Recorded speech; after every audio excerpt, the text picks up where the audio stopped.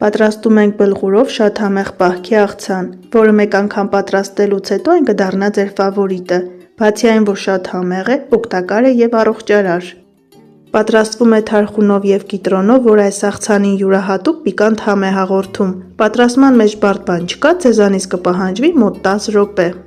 Նախ լվանում և եռման ջրով թռչում ենք 1 բաժակ բլղուր, սպասում ենք մոտ 10 րոպե, մինչև բլղուրը հասունանա։ Ավելացնում ենք մանր կտրտած 1 լոլիկ և 1 քերած գազար։ Թարմություն, նրբություն հաղորդելու համար ավելացնում ենք թարխունի միայն տերևները և մանր կտրտած ծամիդ։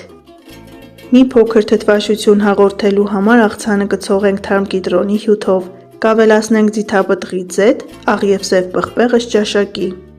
Մի լավ խառնում ենք, որպեսզի համերը միախառնվեն, զարդարում ենք կիտրոնով և մատուցում ենք։ Բարի ախորժակ։ Հաշված րոպեներ և առողջարար աղցանը պատրաստ է։ Իսկ դուք մի մոռացեք բաժանորդագրվել իմ ալիքին, քանի որ իմ խոհանոցում ամեն ինչ շատ պարզ և հեշտ է։ Առայժմ